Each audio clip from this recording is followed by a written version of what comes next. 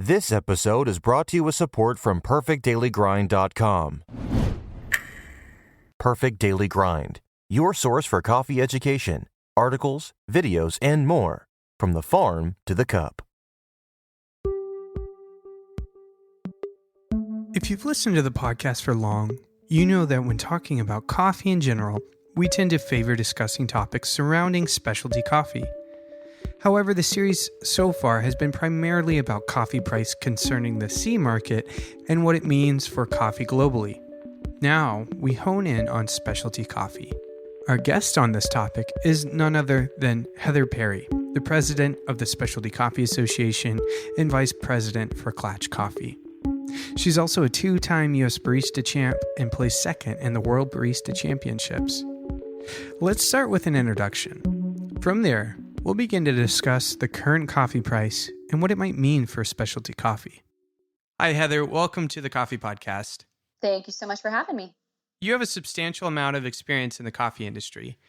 For example, you've been at Klatch Coffee Inc. for almost 20 years, and you're currently in the role of president at the Specialty Coffee Association. Where did your coffee journey begin, and how did you get to where you are today? Oh, man, that's a big question. So for those of you who don't know, Klatch Coffee is a family business. It's my family's business. And we have had it for almost 27 years now. So we've been doing this for quite a while. So I grew up doing this. We opened our first retail store when I was 10. And that was kind of how we got started. So I would spend my days after school going to the cafe, sweeping and cleaning tables, doing those types of things in the back, doing dishes whenever I could. I thought it was so cool to play with the register and handle money. And that was kind of how it got started. And then as I continued to go, my parents would obviously start teaching me bar and pulling shots and things like that. And I remember my dad and I, weekends are really busy for us at our cafe. And our weekend nights, we would have live entertainment and they would be really busy. So my dad and I would work together Fridays and Saturday nights. And so I remember us going into work at like 3, and we would work a 8, 9, 10-hour shift, and we'd be driving home around midnight. We'd always get fast food super late at night on the way home. And that was kind of how I got started in it. And as the business continued to grow, if you know anything about me or my family, we are just competitive. It's not necessarily our best quality, but it's definitely one that's there. And so when we had a barista competition, it was the very first one, was actually the North America Barista Competition is what it was called back then. And it was in 2002 in Anaheim. And I went and I competed, and I did a s'mores mocha, and I served it in a cowboy boot cup. And if you follow me on Facebook, this shows up on my Facebook feed like once a year at the same time. And there's like some good old characters from coffee in there. Nice. And I was toasting the marshmallows on top of the drink, and I told the judges, who were European, it's Sonia from Iceland, who's still a judge today.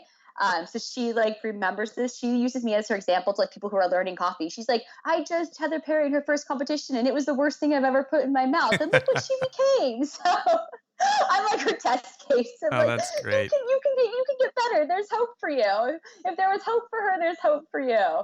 And so I think I finished not last, but darn near last that competition. And, that definitely was like a big reality check. And so it was great though, because I think it was a big turning point for just us at Klatch to be like, okay, so what are other people doing with coffee? Why did we do that? How do we get better at this? And I think that was our journey towards taking our coffee game here at Klatch to the next level. People, a big question we ask is like, gosh, why is your company so into competition? And it's because I think it helps you to stay relevant, not trendy, but relevant, if that makes sense.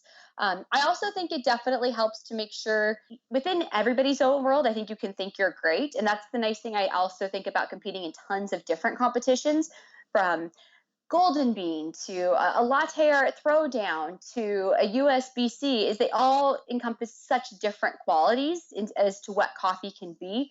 And I just think they help you kind of put your best out there, see how you're doing, see where you can be improving, get some genuine third-party feedback.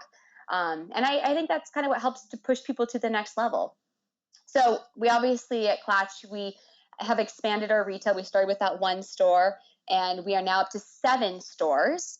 And after I did terrible in that Anaheim North America Barista competition, I continued to compete, and I ended up doing very well in the competition circuit. And through that, got really involved with the SCAA and joined the Barista Guild and went on to be chair of the Barista Guild and launched our certification. And after being chair of the Barista Guild, I moved on to the SCA board, where I think have been there for the last decade, I think.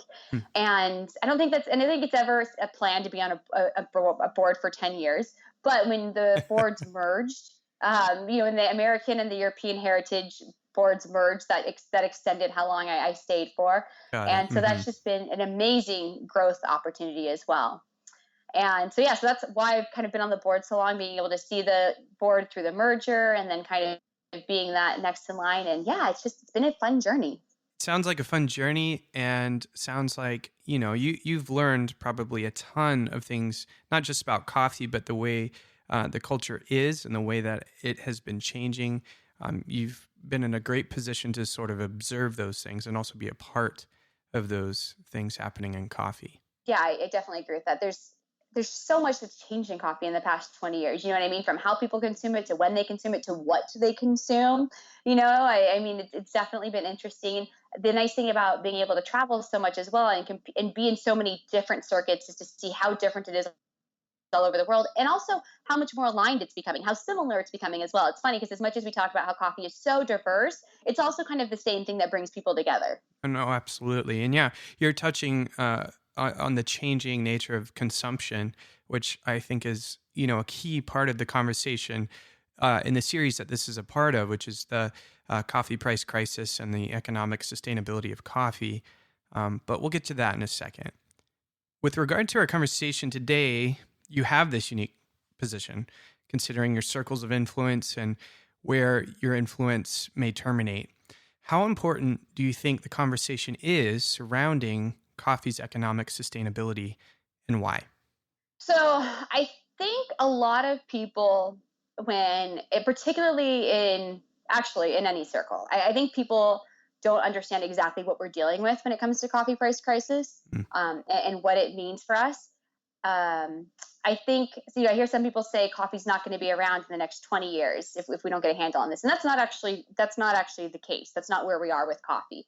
If you look at coffee, it's a commodity, so it's traded on the C market. So when prices are low, it means that you actually, if you know anything about commodities markets, it's supply and demand, right? So if prices are low, it means you actually have an oversupply of that product typically. And that's where we are with coffee.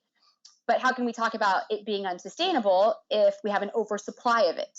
And the reason is because you have countries like Brazil and Vietnam that have these incredible efficiencies at coffee. So coffee will be here.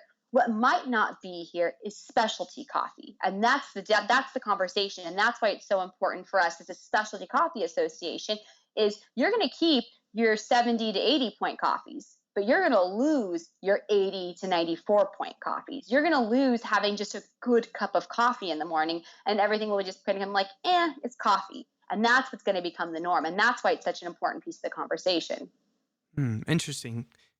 Yeah. And I guess with that, do you think the price of coffee today is a problem for the entire industry, or do you think it specifically focuses on specialty coffee, as you sort of hinted at there? I definitely think it's more of a specialty coffee issue. So if you look at the C price, I don't know what it is today, but it's been in the 90s for a while now. It's kind of where it's been floating. I don't think we've dropped below 90. So I'm going to assume today we're still in the mid 90s on it. Brazil has come out with a report that in order for farmers, the cost of production to produce coffee in Brazil for the majority of farmers with these high efficiencies is somewhere in the 80-cent range. So Brazil farmers can still make sense in the 90s. And the other thing that's at play here is currency exchange. So the currency in Brazil, where it's positioned right now, the price of coffee actually works perfectly fine for them. So it's not a coffee issue. It is a specialty coffee issue. And I do think that that's what we're looking at here. If you look at, I think Costa Rica is a good example of where we've seen coffee exports be dramatically reduced in Costa Rica over the last decade. And you're going to see that to continue throughout the rest of Central America. And that also becomes a human crisis as well, because you have a large workforce that will have nothing to do. And so you're going to have migrants kind of moving on to different areas. And that becomes a large human crisis as well when you talk about coffee price. So it's not just the farmers and what they're getting for the coffee, but it's also the pickers and the rest of the workforce that it affects also. I do think that the coffee price crisis is more of a specialty coffee issue than a coffee issue. But at the same time, and it, because if you look at it as a coffee issue, at a certain point, the commodity market will take care of that, right? I mean, if you have, as soon as demand starts to exceed supply, you will see the price naturally go up. But will that happen when it's too late for specialty coffee, right? So will it happen when it's too late and you've already had your exports depleted through El Salvador, through Guatemala, through Panama? I see. So if we were going to talk about this problem in relationship to, well, obviously we have to, in relationship to the commodity sort of price of coffee, I think some people could take the route of saying, well, specialty coffee might be not as impacted because you have things like contracts and things outside of the C market that are in play. That's half true. If you talk to any farmer, any producer of coffee, specialty or otherwise, they will tell you, and let's focus on specialty here for a minute. Mm-hmm. Every single specialty coffee farmer produces non-specialty coffee. It is the nature of the business, if that makes sense. You know what I mean? It is the nature of, if you have a farm, then it goes up the mountain. I think we all know in coffee, just base knowledge for a sec here, the higher the altitude, typically the better the cut price, right? Just in very general here, statements I'm making here. But they all produce on the entire mountain. So like many people, when you deal with niche, right, you have kind of, not everybody, and this ties into the 1029, just for a quick sec here. So not every cup of coffee that Wilford and the Alita estate sell are they going to sell at $1,000 a pound. They still have coffees that they sell at the C price that helps to just sustain the rest of the workforce, the rest of the industry, the farm as well. It all contributes. So that's where you get into trouble is specialty coffee, because, and you also look at, if you're only growing so much. And so when we talk about specialty coffee in particular, even though they're not necessarily affected, if you look at some of those farmers that we're talking about, even though they have those contracts and so on, if you look at your specialty coffee importers, most of them still play based off of the C quite often. Most of them still buy plus the C. So it's C plus 50, C plus 90, whatever it may be. A lot of importers, even for specialties, still do purchase that way. Not all of them, but many of them do. Mm-hmm. So if the C is low, that's still going to affect them. Mm-hmm. There are a lot of people who are suggesting the idea of breaking off the C. I guess in my most simple form of the question, do you even think that's possible? No, I think it oversimplifies the problem, to be honest. Okay. You know what I mean? Based partially on what I was talking about with the fact that your producers still are still producing commodity level coffee, right? Every producer still does that. Most producers are not specialty enough. And obviously there are going to be exceptions to this rule, but the majority of producers could not make their living just selling nothing but specialty. They need those commodity coffees because that's where volume comes from for all of them as well. Mm-hmm. And that's, of course, there's exceptions, but for the majority of producers, they still are selling that C coffee that still contributes to their bottom line, that still helps them continue to be in business year after year. Oh man, I want to go down that path much further, but I'm gonna pull us back so that we can keep on sort of the agenda that we have here. Why should retailers be concerned with low coffee prices? For example, like Klatch Coffee Inc. Why should Klatch care about low prices? So this goes back to what I was saying with the fact that because of the fact that if coffee prices are low and the farmers who I buy from have to sell coffee at that price in order to continue on their business, if that margin becomes so low that even the specialty stuff that I'm buying can't help them, it can't cover the discounted price of having to sell the C prices, they're just going to stop producing coffee. And as they stop producing coffee, because it's just the economics no longer work, all of your coffee will be produced by Brazil and Vietnam. And I at Klatch will no longer have a competitive advantage in a market of coffee because we will all be selling the same 80-point Brazils. So the whole idea of, just sort of in a dry businessy environment of thinking, not dry, that's got a negative connotation. I don't mean to have that with that, the way I said that. But if I don't have options, I don't have competition and pricing. So naturally for the retailer, prices on coffee that may not be as quality will go up. Is that sort of the idea? Well, yeah, and you're just going to lose those middle of the road coffees. So like, I feel like right now, if you go to I'm going to use a name here, go to Dunkin', okay? Or whatever your kind of chain Mick Cafe, Dunkin', let's say any of those, right? You go there, you get your coffee, and it's coffee. It's fine, right? Is it delicious? No. Or do you pick it up and you say, man, that's good coffee? No. But it's coffee and it's acceptable and you can consume it. You go to Klatch, you get whatever our brew bar special is of the day, a Colombian, El Salvador, something like that. You drink it and you're like, man, that's a really nice cup. It's not a 90-point coffee. It's not like, oh my God, I love the toffee notes and the orange. It's not that, but it's like, man, that's a really good cup. I will lose that advantage of, man, that's a really good cup, because all we're all going to have to sell is, they've got coffee. And that becomes the issue. Or if you do want an amazing cup, we're going to lose all of those coffees that, we're currently in the specialty market selling for that 4, 5, 6. And if you want that great cup of coffee, it now jumps all the way up to $20. I see. Yeah. And so what you were talking about there, so now for the farmers that are continuing to stick with the game, stuff that you were potentially buying at $86, 86-point coffee previously, instead of purchasing that for $3.50 a pound, you're now having to purchase that as a roaster for $8 a pound in order to make up for the margins that the producer's having to hit on the other end. And I think the problem with that becomes is, what's the threshold for buyers, for your consumers who are walking into your store every day? You know what I mean? It's like, you can look at a Dunkin' cup and a Klatch cup, you can look at that and say, oh yeah, I'm willing to pay double for my Klatch coffee. It's $1.75 at Dunkin's, it's $3.50 at Klatch. I can make that decision. I taste the difference there. It's worth it. But is it worth it for $20 a cup for that same Colombian or El Salvador? Or a producer's going to say, no, or not producers, or consumers to say, no, it's not worth it. I'm just going to go over here and get that. I can't afford that. Yeah. There will be, I think we will find a threshold that consumers are willing to pay for coffee. Yeah. I don't know what it is yet. Yeah. History proves that the consumer is very sensitive to price increase. If you look back to, we'll have an episode on this, but if you look back to some of the earlier crises that coffee's had as an industry worldwide, consumers, especially in the U.S., had a very negative response to some of the tactics that were used to try to, keep coffee afloat, essentially. So it's an interesting thing to be discussing. Specialty coffee prices, going up, and people buying less of it because they just aren't willing, or they can't afford it. I mean, specialty coffee is not cheap for the consumer either. No, not at all. And I think something that's really important to our core value at Klatch and that we talk about is that we're able to provide value for our customers. And that's something that is important in our buying of green coffee. That's important in our distribution of our retail to our customers. That's important as options to wholesale customers as well. I don't think every customer can come in and pay $6 for their cup of coffee. And I don't think they should have to get a good cup of coffee. So here at Klatch, we are looking for good value coffees that we can buy from producers that are win-win, And I think if you abandon that and you're only buying green coffees that you're paying $6, $7, $8 a pound for, it's going to be really hard to be a sustainable business for yourself.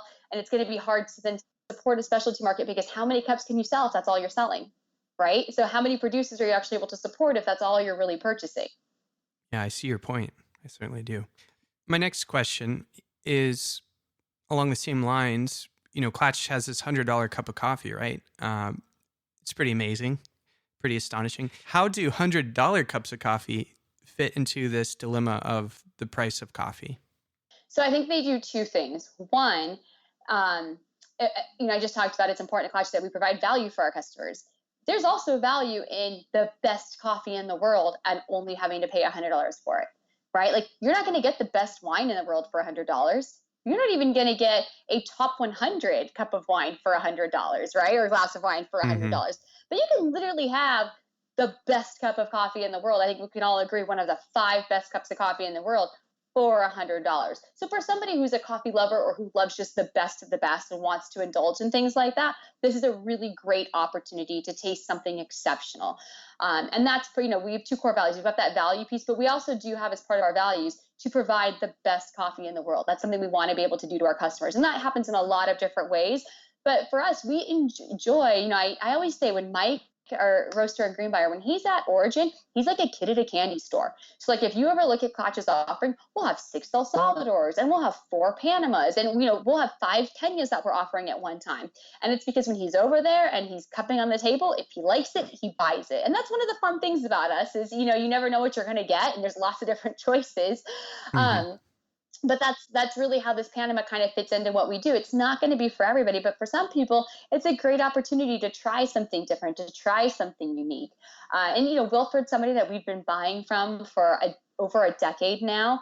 My parents were at his wedding earlier this year, and Wilford Jr.'s wedding. And so it's just great to continue to support the hard work that they've been doing as well, and be able to showcase that to our customers and be able to have that conversation.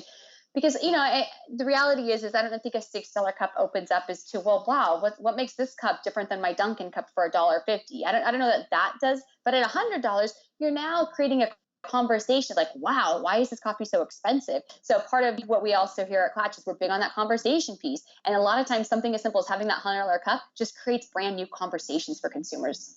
So we spent some time in the retail sort of area of discussion here. I'd like to move a little more specific in retail to the barista's perspective. The barista world is one of high regard on the podcast, and you're in a sense a decorated veteran barista, and I believe that gives you a unique perspective to share here today. Why should baristas care about the economic sustainability of coffee? I think it ties into a lot of what we've already been talking about. If, for instance, we are all selling mediocre coffee, I think it changes the price point that you can sell coffee at to consumers. And so I think that affects baristas' pay. I think that's a big part of it. I think baristas who are working at specialty shops are getting, paid more than somebody who's working somewhere else. And so they lose potentially that advantage of it. And I think that's an important conversation. The other thing that I would flip it on, though, and say where this can be a little bit of an advantage to the baristas is, if you look at Brewers Cup competitions, if you look at barista competitions, what separates the winners in your mind? What do you have to win either of those competitions? I'm the best coffee is what I would think. 100%. Yeah, and you're right. You have to have the best coffee to have that. So if we're all working with the same coffee, this potentially gives up baristas now a real opportunity to kind of separate themselves in what they can do with the coffee, right? So you've got some opportunities there, I think, for baristas to start doing new spins on coffee. And I think something that we talk about a lot, we have about 100 people who work for us right now in the retail environment. And, it's obviously a slightly younger age group, and a big conversation topic that they are all looking at how they can better take care of their planet. That's a big conversation amongst our staff right now. And so something we've kind of been turning it around on them, and conversations that we're having with them is like, okay, well, tell me how a latte throwdown helps to contribute to the health of the planet. You know what I mean? Tell me how you taking 20 minutes dialing in and wasting all of that coffee is good for the planet. Tell me how. So we've kind of been able to flip the conversation with them and have some really fun interactions. And it's made them all much more aware of the impact that they have on coffee, on the planet, and all of those bigger conversations. And so I do think baristas have to care about the price of coffee because it's what they do, right? So if you no longer have specialty coffee, as specialty coffee shops begin, potentially cannot compete and go away, their jobs go away, potentially, correct?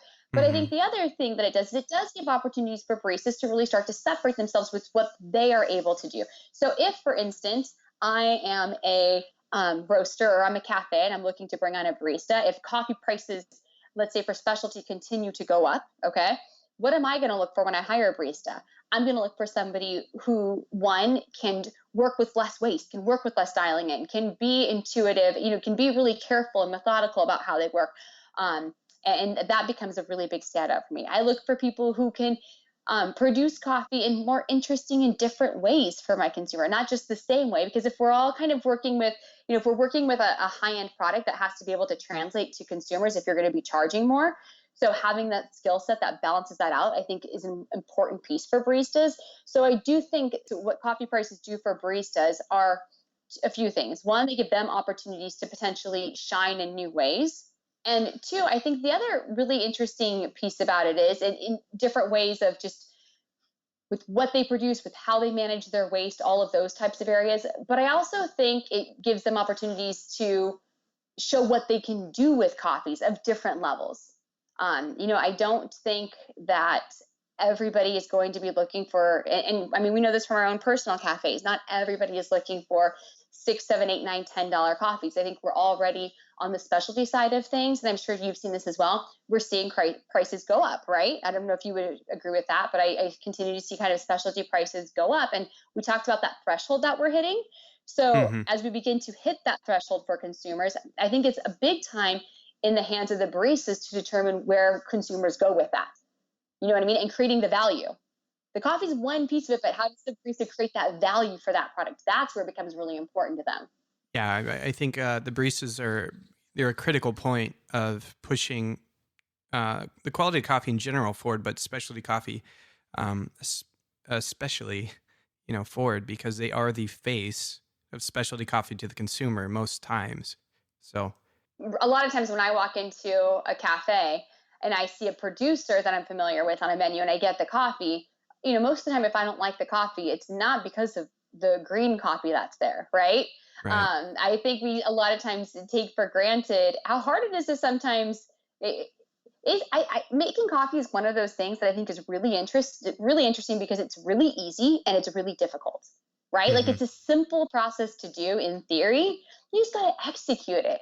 And I find that execution piece we sometimes overcomplicate to the point of making it bad.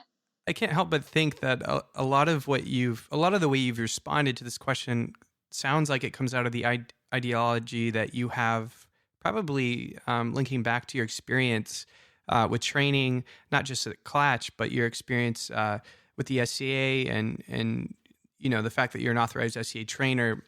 Sounds like you're really emphasizing the idea of a professional level of training for baristas that can contribute to complement the quality or the price of the coffee that is being served. Is that correct? Oh, 100%. Yes. Do you think that kind of training in that organized fashion is going to be key for the future of specialty coffee with regard to the crisis that we're in today? Something we haven't even discussed here, and this ties into it though, is labor prices in the U.S. And I can't speak for all of the rest of the world. I know Australia has really high wages as well, and things are the whole economics in Australia are slightly different. But labor pricing in the U.S. is another thing that we are seeing become a bigger factor. I think when you talk about the professionalism of a barista, it becomes an interesting thing because, so for myself, I do a ton of training. I feel like I have a really good grasp on what it takes to get a barista and the training that's required to get a barista to a competent point where they have like a good level of understanding of coffee. Mm-hmm. And it's not easy. So there's a few different ways you can combat it. You can combat it through making your coffee program really basic. Like here's our in, here's our out, here's our time, stay there with it. And I think that if you follow recipes like that, you can get good coffee out of your machine. Could you make it better if you allowed more nuance? Yes. But could you also make it much worse if you go outside of that? Yes. So I completely understand that point. Right. Me too. Mm-hmm. Right. Going along with that, I think, and it's interesting because we're seeing some interesting feedback on this. I think technology is going to become such a big factor for coffee in the next 5 years. Just because of the way that labor prices are working, I think super automatics have come such a long way in producing better coffee. And so I think that that's going to continue to be something that we see become a bigger part of specialty coffee. I was talking to somebody else who in their cafes were experimenting with the puck press. I don't know if you've seen it at all. Yeah. Okay. So the puck press is something I'm a huge believer that I don't think baristas go to work and they're just like, I can't wait to tamp 200 times today. That's going to be so much fun. And yet when you introduce something like the puck press, they're like, why aren't you letting me tamp anymore? It's like, because it's not even what does tamping have to do with anything? Like we're getting into coffee because we love creating beverages. We love talking to consumers. Like tamping is just not where, if I don't have to make that my focus, all the better, frankly. Right. But it's interesting. Mm-hmm. I was going to say it's an issue of control. Yeah, that desire for control of quality. Yes, exactly. It's an issue. Exactly. But at the same time, it's like, it's for me, that is something where it's like the consumer will never understand the value of getting that tamp right. They will never understand why you cannot, look at them in the eye while you're doing that, if that's something you're doing, or, why that level is so important. Right. Let the puck press do it and let's move on, guys. You know what I mean? Like, let's keep a smile on our face. Let's have a better conversation with consumers. Let's make more creative drinks. I think that we are going to have to see a fundamental shift in how we're making coffee here in the US and what that role of the barista is. And the professionalism of it will not go down. It will go up, but in a different way, I think. In the same way that I think if you look at craft bars, like look at specialty craft bars, what do you see a ton of now? Batch cocktails. Yeah. I think that's where we're getting to with coffee, where you have these great things where it's like, hey, I can make you something really quality and I can make it quickly, or I can make you something really specialized. And that's where I think we're going to go to with coffee.